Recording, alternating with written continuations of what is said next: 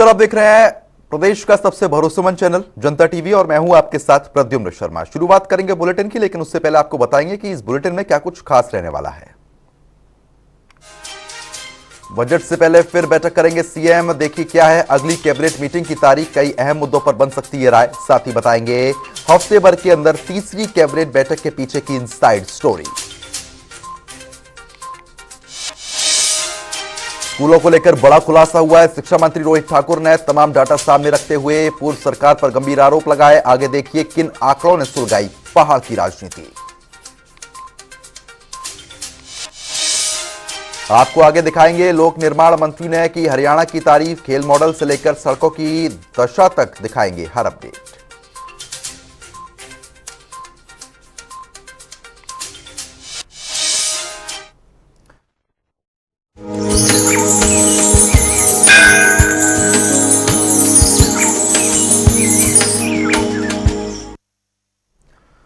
तो चलिए शुरुआत करेंगे इस वक्त की बड़ी जानकारी के साथ। आपको बता दें कि इस वक्त की एक अहम खबर शिमला से आ रही है। बजट से पहले एक्शन में सीएम सुखविंदर सिंह सुक्खू ने आज बुलाई कैबिनेट की एक और बड़ी बैठक। आज राज्य सचिवालय में यह बड़ी बैठक हो रही है। दोपहर 2 बजे होगी मंत्रिमंडल की 5वीं बैठक।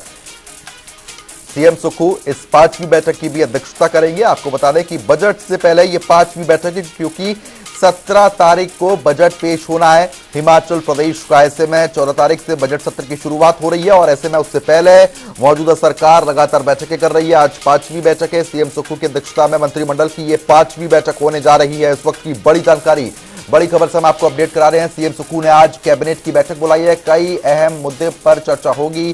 सचिवालय में आज ये बैठक होनी है। आपको यह भी जानकारी दे दें कि दोपहर 2 बजे मंत्रिमंडल की 5वीं बैठक का आयोजन होगा। इस वक्त की बड़ी खबर, सीएम सुक्खू करेंगे बैठक की अध्यक्षता।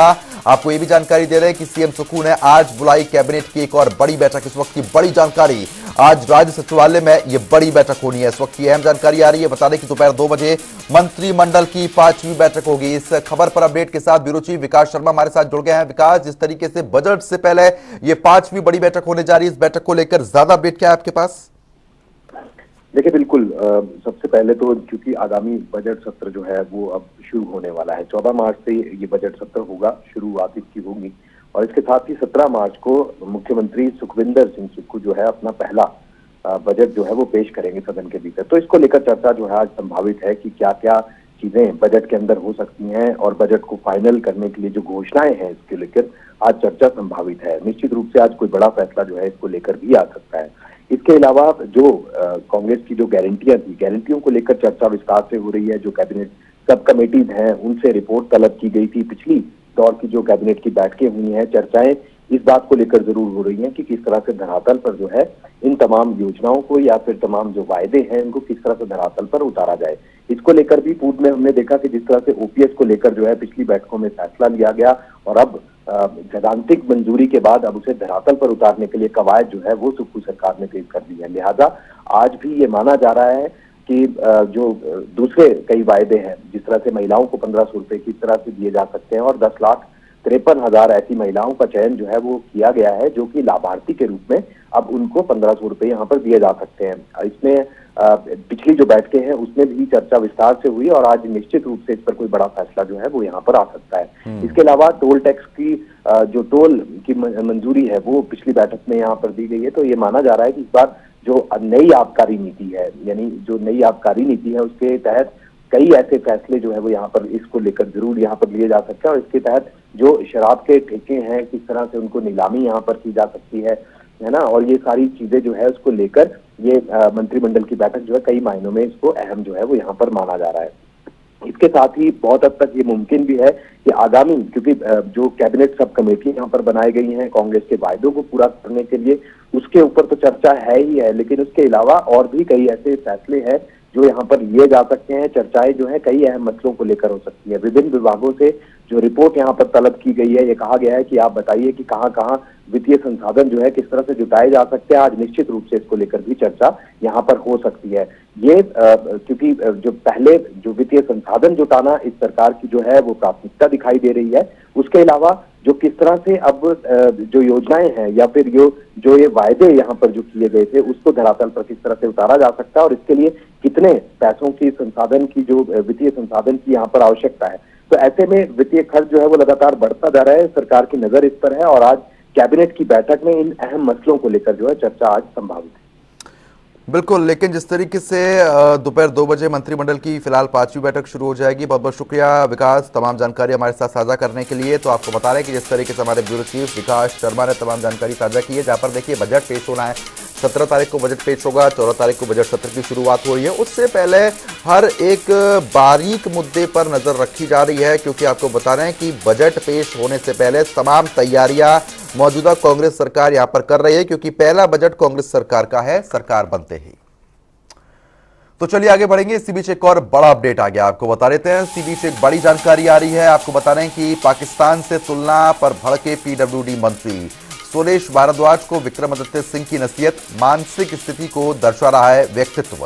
उन्होंने कहा कि देवभूमि की तुलना पाकिस्तान से करना अनैतिक है, बीजेपी को रास नहीं आ रहा, सकारात्मक प्रयास, लोगों को गुमराह करने की पूरी कोशिश की जा रही है। तो आपको बता दें कि बीजेपी पर भड़के हैं विक्रमादित्य सिंह। उन्होंने कहा है कि लोगों को गुमराह करने की पूरी कोशिश की जा रही है, जो सकारात्मक काम हो रहे हैं वो भारतीय जनता पार्टी को रास नहीं आ रहे हैं। सुरेश भारद्वाज को विक्रमादित्य सिंह की नसीहत, उन्होंने कहा कि मानसिक स्थिति को दर्शाता है ऐसा वक्तव्य है, क्योंकि जिस तरीके से तुलना की गई है, देवभूमि की तुलना पाकिस्तान से करना अनैतिक है। उन्होंने कहा कि बीजेपी को रास नहीं आ रहा सकारात्मक प्रयास, लोगों को गुमराह करने की पूरी कोशिश हो रही है।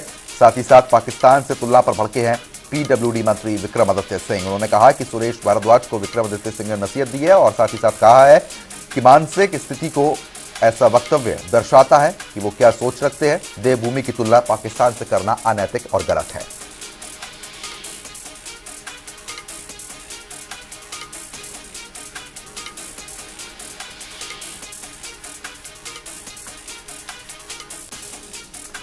तो फिलहाल आपको बता दें कि विक्रमादित्य सिंह ने सुरेश भारद्वाज को नसीहत भी दी है। उन्होंने कहा है कि लोगों को भड़काने का प्रयास हो रहा है, बीजेपी पर भड़के हैं विक्रमादित्य सिंह, देवभूमि की तुलना पाकिस्तान से करना अनैतिक उनके द्वारा बताया गया। उन्होंने कहा है कि यह गलत है, बीजेपी को रास नहीं आ रहा सकारात्मक प्रयास।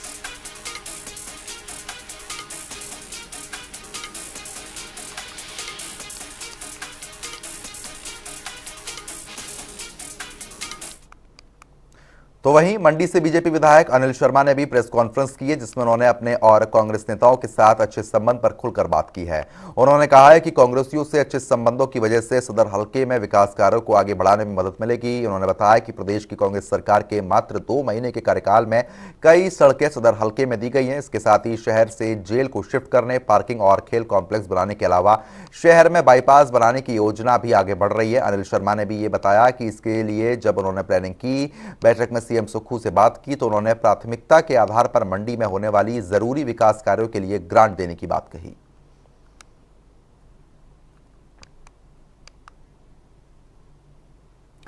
पावटा साहिब अवैध खनन माफियाओं का गढ़ बन चुका है। बीते दिनों सामने आई तस्वीरों के बावजूद ना तो प्रशासन जागा और ना ही खनन रुका। एक और ऐसा वीडियो सामने आया है। एक तरफ तो ये खनन लगातार जारी है, लेकिन इसको लेकर पुलिस और प्रशासन की लापरवाही बेशक हैरान कर देने वाली है। माइनिंग और वन विभाग की सरपरस्ती में माटी को खोदा जा रहा है। रिपोर्ट आप देखें। उबड़ खाबड़ रास्तों पर दौड़ते इन ट्रकों की तस्वीरों को देखिए। ये कोई मॉन्स्टर ट्रक रेस की वीडियो नहीं, बल्कि अवैध खनन माफियाओं की वायरल फुटेज है। इसे देख आप खुद हैरान हो जाएंगे, क्योंकि ये ट्रैक्टर चालक बेफिक्र होकर नदियों में खनन कर रहे हैं। हाँ, इस सब में एक बात की ईमानदारी है, प्रशासन संग मिली भगत की। माइनिंग विभाग के अधिकारियों और ट्रैक्टर चालकों के बीच साठ-गांठ के कई मामले सामने आ चुके हैं। कई वीडियोस भी वायरल हो चुकी हैं, लेकिन हालात वहीं के वहीं। ये वीडियो IIM सिरमौर के पास यमुना नदी का है, जहां जमकर अवैध खनन किया जा रहा है। यहां पर वन विभाग की जमीन पर ट्रैक्टर चालक नियमों की जमकर धज्जियां उड़ा रहे हैं। क्रैशर चालकों की अधिकारियों के साथ साठगांठ होने की वजह से वन विभाग की भूमि पर खनन किया जा रहा है। इतना ही नहीं, यहाँ पर उगे दर्जनों पेड़ माफियाओं की भेंट चढ़ चुके हैं, लेकिन माइनिंग विभाग फिर भी चुप्पी साधे बैठा है। पावटा साहिब में खनन माफियाओं ने इतना आतंक मचाया हुआ है कि यहाँ पर यमुना नदी में स्नान करने पहुंचे श्रद्धालुओं को भी परेशानियों का सामना करना पड़ता है। ये तमाम बातें हम नहीं कह रहे, बल्कि स्थानीय लोगों की ओर से कई बार SDM को लिखित रूप में दर्ज शिकायतों और सोशल मीडिया पर वायरल वीडियो में कही गई हैं। एक तरफ तो ये खनन अवैध है ही, लेकिन इसको लेकर पुलिस और प्रशासन की लापरवाही बेशक हैरान कर देने वाली है। माइनिंग और वन विभाग की सरपरस्ती में माटी को खोदा जा रहा है। यहाँ तक कि ये रेत बजरी माफिया दिन दहाड़े खनन सामग्री को उत्तराखंड तक पहुँचा रहे हैं, जिससे हिमाचल सरकार को रॉयल्टी का डायरेक्ट चूना लग रहा है। ऐसे में देखना होगा कि इस पर रोक लगती है या हर बार की तरह इस बार भी नियम खनन की धूल में धूमिल होते रहेंगे। जनता टीवी के लिए पांवटा साहिब से रॉबिन शर्मा की रिपोर्ट।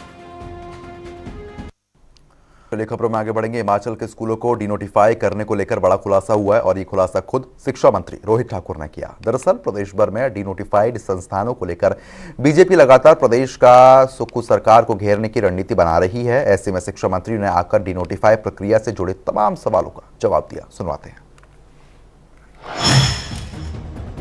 शिक्षा के मंदिर में शिक्षक का ही अभाव, शिक्षकों के पद खाली, शिक्षा की बदहाली। हिमाचल प्रदेश शिक्षा के क्षेत्र में देश भर में दूसरे नंबर पर होने का दावा करता है। लिहाजा प्रदेश में 15,313 सरकारी स्कूल हैं। लेकिन हैरानी की बात है कि सरकार ने प्रदेश में स्कूल तो खोल दिए हैं, लेकिन इन स्कूलों में ना शिक्षक हैं, ना ही छात्र। ये स्कूल मात्र इमारत ही बनकर रह गए हैं। ऐसे में 3,000 ऐसे भी स्कूल हैं जो केवल एक ही शिक्षक के सहारे चल रहे हैं, जबकि 286 स्कूल ऐसे हैं जहां कोई भी छात्र नहीं है, जबकि शिक्षक तैनात कर दिए हैं। और तो और प्रदेश में 12,000 शिक्षकों के पद भी खाली चल रहे हैं। ऐसे में प्रदेश में शिक्षकों की कमी को लेकर वर्तमान की सुखविंदर सिंह सुक्खू सरकार पूर्व की बीजेपी सरकार को जिम्मेदार ठहरा रही है। राजनीतिक लाभ लेने के लिए पूरे प्रदेश में जयराम सरकार ने अपने अंतिम 3-4 महीनों में 920 सरकारी संस्थान खोले थे। उसमें शिक्षा विभाग भी अछूता नहीं था। 320 के आसपास शिक्षा विभाग में भी भिन्न भिन्न स्कूल्स खोले गए, चाहे वो प्राथमिक पाठशालाएं थी, मिडिल स्कूल्स थे, हाई स्कूल्स थे, चाहे सीनियर सेकेंडरी स्कूल थे। उद्देश्य ज्यादातर तो राजनीतिक लाभ लेने का था। उसमें भी हमारी सरकार ने एक फैसला लिया है कि हम स्टूडेंट्स की स्ट्रेंथ को देखते हुए निर्णय करेंगे, और जो एक सहमति बनी है उसमें हमने इन स्कूलों में, जिन प्राइमरी स्कूल में आपकी संख्या स्टूडेंट्स की 10 से ऊपर है, वो आपके फंक्शनल रहेंगे। शिक्षा मंत्री रोहित ठाकुर ने पूर्व जयराम सरकार पर निशाना साधते हुए कहा कि प्रदेश में पूर्व की 5 सालों के दौरान शिक्षा का स्तर काफी गिरा दिया गया है। पूर्व सरकार ने राजनीतिक लाभ लेने के लिए जगह जगह स्कूल तो खोल दिए, जिसको लेकर सुक्खू सरकार ने स्कूलों की समीक्षा की और स्कूलों में छात्रों की संख्या को देखते हुए उन्हें बंद करने का फैसला लिया है। बकौल शिक्षा मंत्री रोहित ठाकुर, जिन प्राइमरी स्कूलों में छात्रों की संख्या 10 से ऊपर है, उन्हें बंद नहीं किया जाएगा, जबकि मिडिल स्कूल जहां छात्रों की संख्या 15 से ज्यादा है, उन्हें भी बंद नहीं किया जाएगा, और हाई स्कूल जहां छात्रों की संख्या 20 है, उन स्कूलों को सरकार बंद नहीं करेगी। इसी तरह सीनियर सेकेंडरी स्कूल की संख्या 32 रखी गई है, जबकि 65 छात्रों वाले कॉलेजों को सरकार बंद नहीं करेगी। प्राइमरी स्कूल में आपकी संख्या स्टूडेंट्स की 10 से ऊपर है, वो आपके फंक्शनल रहेंगे। मिडिल स्कूल के लिए स्ट्रेंथ स्टूडेंट्स की हमने 15 की रखी है। हाई स्कूल में ये संख्या हमने 20 रखी और सीनियर सेकेंडरी स्कूल में ये संख्या 25 रखी है। जो शिक्षा विभाग के अपने पैरामीटर्स होते हैं, उसके अनुसार प्राथमिक पाठशाला के लिए कम से कम 25 बच्चे चाहिए, हाई स्कूल के लिए आपको 40 बच्चे चाहिए, और 60 बच्चे हमारे को सीनियर सेकेंडरी स्कूल की हमने पैरामीटर रखा था। लेकिन हमारा क्षेत्र पहाड़ी क्षेत्र है, दुर्गम क्षेत्र है, फारफ्लंग एरियाज है। इसमें एक लिबरल सोच आगे रखते हुए हमने ये जो पैरामीटर्स उसमें रिलैक्सेशन देते हुए इन स्कूल्स को, जिनकी संख्या इतनी होगी, वो आपके फंक्शनल रहेंगे। वहीं सुखविंदर सिंह सुक्खू सरकार ने स्कूलों में छात्रों को दी जाने वाली वर्दी में भी बदलाव किया है और अब स्कूलों में छात्रों को शिक्षा विभाग की ओर से वर्दी नहीं दी जाएगी, बल्कि सीधे ही अभिभावकों के खाते में सरकार पैसे डालेगी और अब अभिभावक ही बच्चों के लिए वर्दी खरीदेंगे। इससे पहले अब तक शिक्षा विभाग की ओर से छात्रों को वर्दी मुहैया करवाई जा रही थी। शिक्षा मंत्री ने कहा कि पारदर्शिता लाने को लेकर इस नई व्यवस्था को अपनाया जा रहा है। शिमला से जनता टीवी के लिए विकास शर्मा की रिपोर्ट। तो वहीं हिमाचल प्रदेश के युवा सेवा एवं खेल मंत्री विक्रमादित्य सिंह ने नाहन में आयोजित क्रिकेट प्रतियोगिता के समापन समारोह में शिरकत की है। इस दौरान उन्होंने कई फैसलों के बारे में जनता से सीधी बात भी की है। साथ ही ग्रामीण स्तर पर रूरल ओलंपियाड आयोजित करने और हरियाणा के खेल मॉडल को अपनाने जैसे कई ऐलान भी किए। हिमाचल प्रदेश के युवा सेवा एवं खेल मंत्री विक्रमादित्य सिंह ने नाहन में आयोजित क्रिकेट प्रतियोगिता के समापन समारोह में शिरकत की, जिसमें विक्रमादित्य सिंह का जोरदार स्वागत किया गया। इस दौरान उन्होंने खिलाड़ियों को संबोधित भी किया और ग्रामीण स्तर पर सरकार की ओर से खेलों को बढ़ावा देने के मकसद से रूरल ओलंपियाड आयोजित करने का ऐलान भी किया कि हम एक ग्रामीण स्तर पे एक rural olympiad games Himachal Pradesh में इंट्रोड्यूस करने जा रहे हैं, जो हमारा अगले साल से अभी जो हमारा अगला वित्तीय वर्ष होगा उसे हम उसमें प्रदेश में लागू करने का प्रयास करेंगे और आपके ब्लॉक स्तर से लेकर जिला स्तर से लेकर आपके प्रदेश स्तर तक, मगर उसमें एक चीज होगी, क्रिकेट नहीं होगा। क्रिकेट को छोड़ के बाकी सारी ग्रामीण गेमों को उसमें जो है वो हम उसमें प्राथमिकता देंगे और वो गेम्स हमारे जिला स्तर से लेकर ब्लॉक स्तर से खिलवाई जाएगी। उसका बाकायदा एक स्पोर्टिंग कैलेंडर बनाया जा रहा है। खेल मंत्री विक्रमादित्य सिंह ने कहा कि हिमाचल प्रदेश में खेलों में किसी भी तरीके की राजनीति नहीं होगी। प्रदेश के भीतर खेल संघों की कमान पूर्व में रहे खिलाड़ियों को ही सौंपी जाएगी। ऐसे में हिमाचल प्रदेश पड़ोसी राज्य हरियाणा का खेल मॉडल अपनाएगा और उसी तर्ज पर प्रदेश के खिलाड़ियों को सुविधाएं भी मुहैया करवाई जाएंगी, जिसको लेकर खेल महकमे के अधिकारियों को हरियाणा का खेल मॉडल स्टडी करने के भी निर्देश दे दिए गए हैं।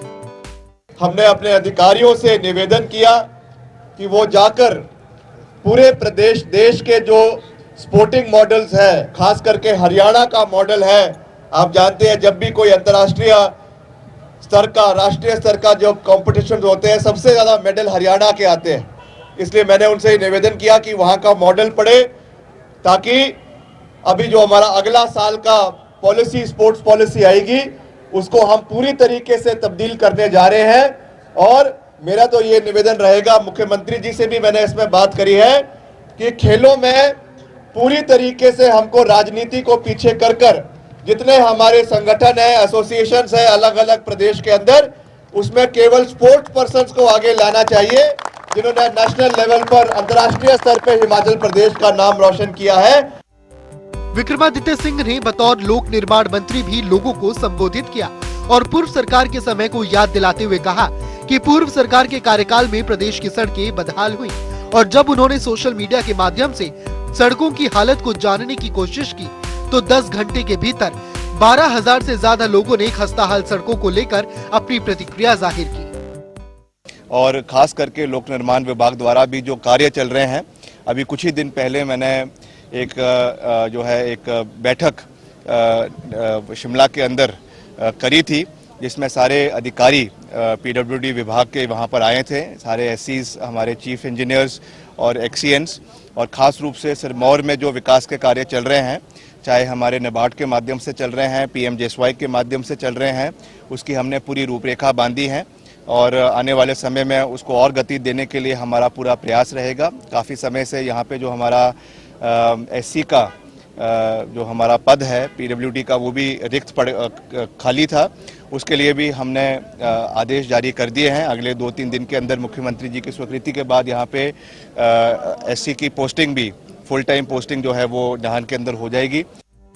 ऐसे में अब सड़कों की हालत को सुधारा जा रहा है। मंत्री विक्रमादित्य सिंह ने दावा किया है कि अकेले सिरमौर जिले में करोड़ों रुपए के विकासात्मक कार्य चल रहे हैं और सड़कों को सुधारने की दिशा में काम किया जा रहा है। जनता टीवी के लिए नाहन से देवेंद्र वर्मा की रिपोर्ट।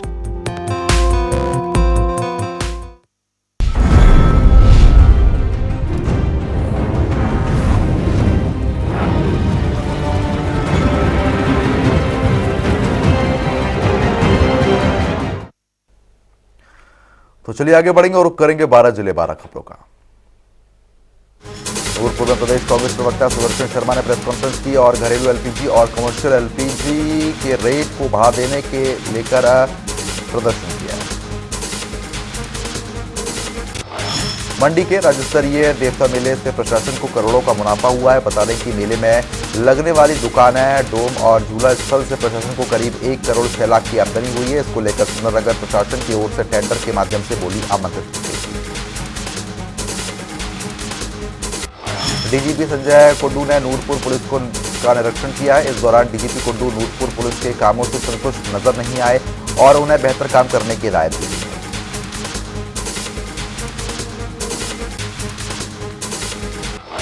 नाहन में एक नामी रेस्टोरेंट में सुबह सवेरे आग लगने का मामला सामने आया है। रेस्टोरेंट का ज्यादातर सामान जलकर खाक हो चुका था, जिसमें लाखों का नुकसान हुआ है। अग्निशमन विभाग की टीम ने भी कड़ी मशक्कत के बाद आग पर काबू पा लिया।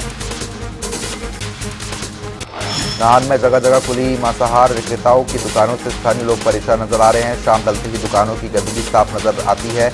इसी बीच विक्रेताओं की दुकानों को शिफ्ट करने की मांग उठाई गई है।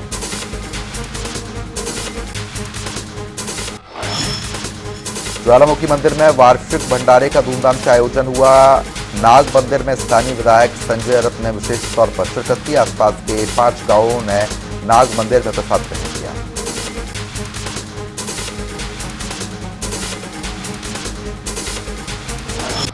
सोलन में होली को लेकर उत्साह देखा जा रहा है। बाजार में होली के रंग साफ तौर पर देखने को मिल रहे हैं। बाजारों में लोगों की भारी भीड़ है, जिसके चलते दुकानदार काफी खुश हैं।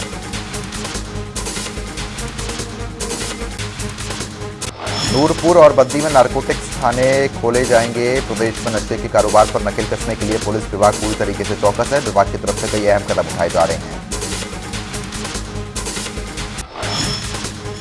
तो वहीं पावटा साहिब पुलिस एक्शन में नजर आई है, जहां 50 ग्राम स्नैक और 10 लाख रुपए से ज्यादा की नकदी बरामद की गई है। साथ ही एक व्यक्ति को भी गिरफ्तार किया गया है। ये पहली बार जब कमर्शियल क्वांटिटी में पुलिस ने बड़ी कार्रवाई की है। नाहन में उद्योगपति को बंधक बनाकर लूट करने वाले आरोपी पुलिस की गिरफ्त में आ चुके हैं। कुल 3 लोगों ने इस वारदात को अंजाम दिया था। हैरान करने वाली बात यह है कि अभी आरोपियों की उम्र 19 से 23 साल के बीच है। मंडी में जल शक्ति विभाग के पंप हाउस में चोरों ने सेंध लगाने का मामला सामने आया। सभी चोर लाखों की सरकारी सामान को जीप में भरकर अबूचक्कर हो गए। नालागढ़ की भाकड़ नहर में शिमला के 2 युवक के डूबने का मामला सामने आया। घटना नेशनल हाईवे के पास की है। दोनों युवक शिमला के रहने वाले बताए जा रहे हैं।